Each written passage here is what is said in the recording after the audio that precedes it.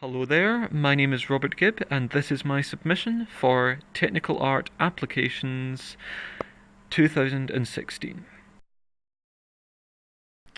This rig was made for animated film.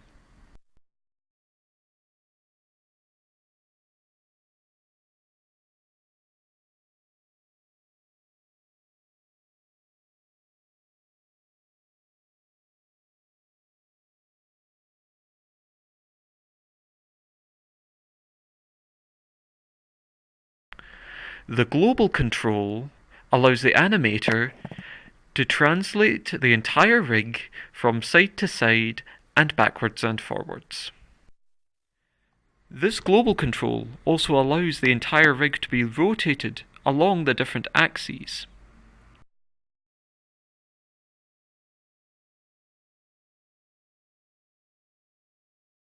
In the feet, I have created a reverse foot control which uses set-driven key.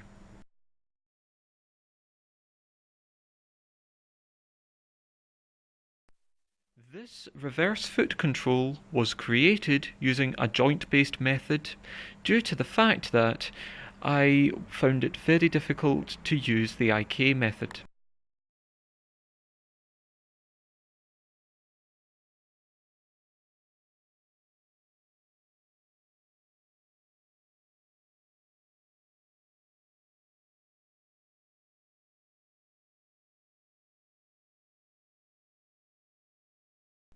I have put the raising of the toe, the raising of the heel, and the entire raising of the foot into separate attributes in order to make it as flexible as possible for the animator. The main foot control also has the knee control parented to it. This is so whether the foot is going to be rotated or translated, the knee will always move with the foot. However, the knee control can also move on its own. So if there is perhaps a mistake or there is something wrong with the knee, it can be repositioned. I have also added a hip control which allows for hip twisting.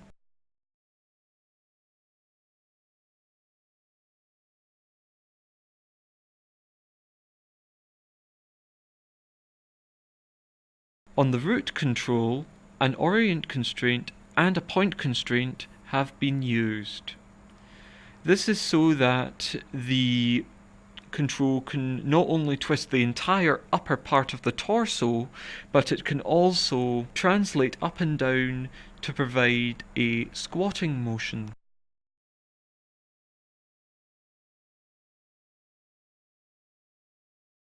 I used an FK spine as an IK spine did not give the flexibility that I wanted.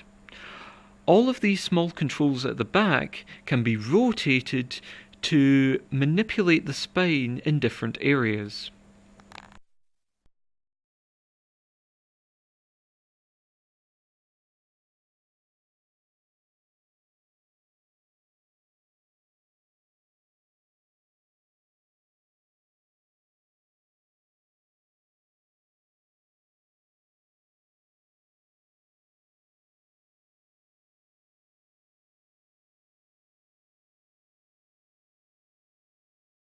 The torso control and all of the controls that control the spine all use orient constraints.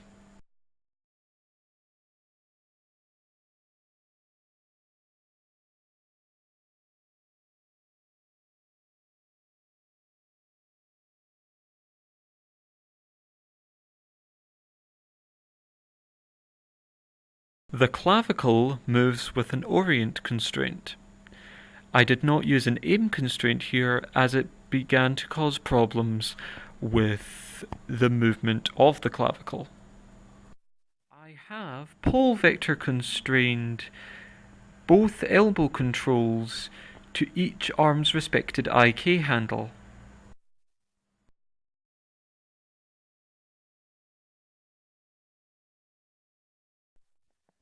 The wrist control can be translated and pushed and pulled in and out in order to bend the arm.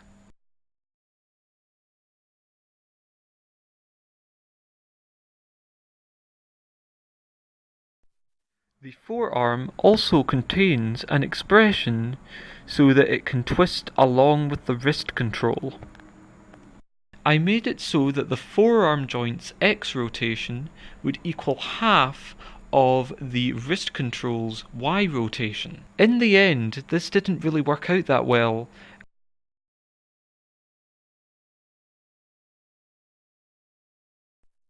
I therefore changed the expression so that instead of multiplying the forearm control by 0.5, it multiplied it by 0.01. The forearm twist did get better, however it still didn't really work out that well. This is one of the parts of the rig that I feel I could really improve on in the future. The fingers on the hands use set-driven key on a separate control. This was done to make the bending of the fingers easier and less time consuming, as with FK you would have to move each individual joint separately.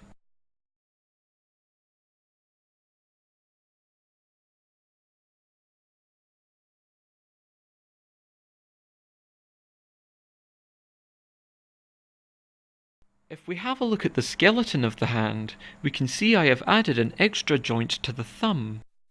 I added this extra joint as when the thumb moves into a fist position, a big muscle in the hand also moves with the thumb. I wanted to achieve this effect in order to get a more convincing looking fist. It also made it a lot easier to get it into the fist position.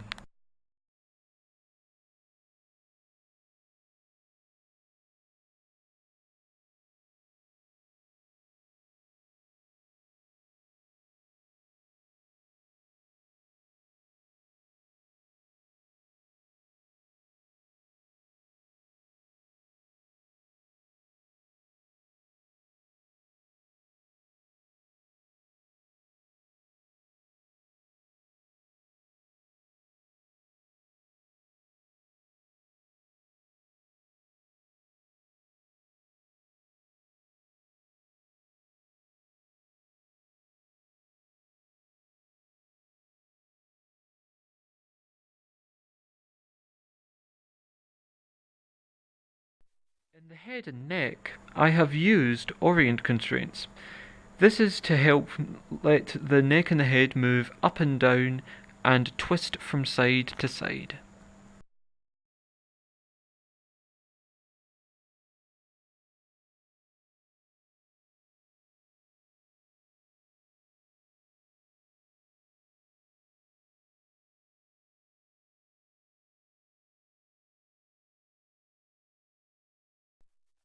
The eyes use an aim constraint so that I can easily move them from side to side and up and down. In the face, I really wanted to try and use blend shapes, as my lecturer had told me that they were very good for rigs for animation and film. Unfortunately, in my rig they did not work due to many technical problems, so in the end I went for a very basic orient constraint. I really wish that I could have done blend shapes, but in the end I really couldn't, and due to being constrained for time, I didn't really have the time to go into detail with the technical problem. As I had made the character's clothing and the grenade on the character's torso separate meshes, I was able to add some extra animation to them. I added some bones to the front of the torso that could control the grenade. I also added an orient constraint so that the grenade's position could be rotated. For the ribbon, I was thinking about using set-driven key. However, I did want to give as much flexibility to the animator as possible, so I ended up using FK. The controls for the ribbon are constrained to the joints using orient constraints.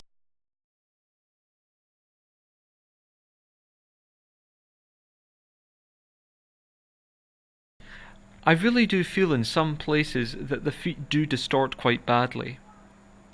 I feel I could improve on this by being a bit more patient in weight painting, mainly because in this model I was quite hasty in getting the weight painting finished, and so some areas do distort in not the best way. I do feel that I didn't really plan the facial controls very well. This is because I didn't expect the technical difficulties I would have, which prevented me from using blend shapes, which are very useful for rigs for animation. Next time, I shall plan making blend shapes in advance to prevent these technical difficulties from happening. As you can see, the watch geometry is not skinned to the bones like the rest of the geometry. This is because I recently found that the geometry of the watch was missing from the skinned geometry. However, it was on one of my older models, so I decided to import it into my scene and parent it to the wrist joint. Overall, I feel it worked quite well.